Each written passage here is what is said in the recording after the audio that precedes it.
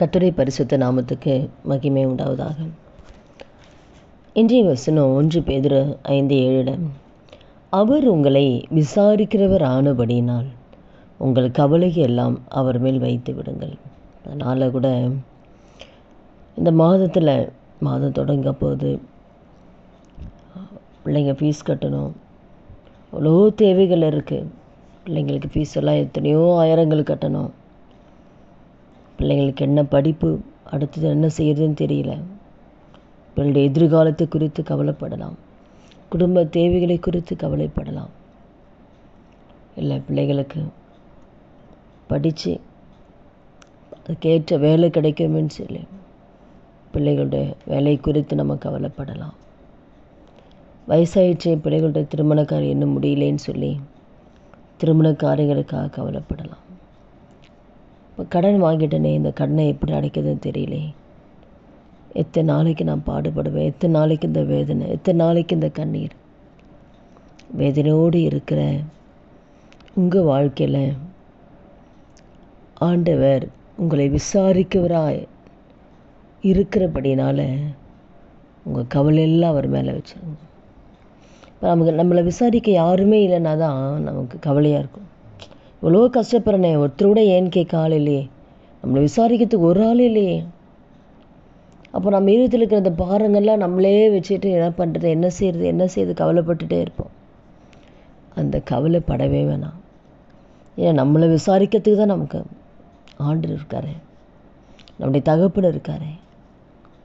அப்போது நம்மளை விசாரிக்கும் போது, நம்ம பிள்ளைகளை விசாரிக்கும் போது, குடும்பத்தின் காரியங்களை விசாரிக்கும் போது நாம் ஏன் கவலைப்படணும்?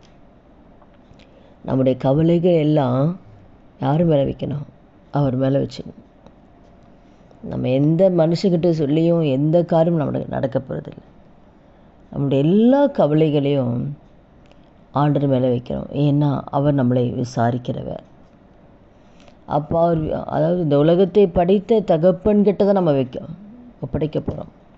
அவரால் முடியாத காரியம் எதுவுமே கிடையாது. அப்போ அவர் கரத்தில் எல்லா பாரத்தையும் ஒப்படைச்சிட்டு நம்ம சந்தோஷமாக இருக்கணும்.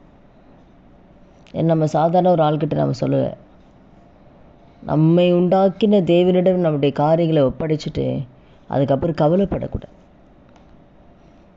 அதுக்கப்புறம் அவருக்கு தெரியும் எப்போ என்னென்ன செய்யணும்னு சொல்லி அவருக்கு தெரியும். அவர் விசாரிக்கிற இருக்கிறனால நிச்சயமாக எல்லா காரிலும் கற்று அற்புத தேவன் செய்வார். அதனால் இந்த வார்த்தை கேட்குற ஒவ்வொருத்தரும் சோர்ந்து போகாதீங்க. எதை குறித்து கவலைப்படாமல் எல்லா பாரத்தையும் ஆண்டவர்கிட்ட வச்சுருங்க. அவர் உங்கள் வாழ்க்கையில் அற்புதத்தை தேவன் செய்வார். ஜெபிக்கலாமா?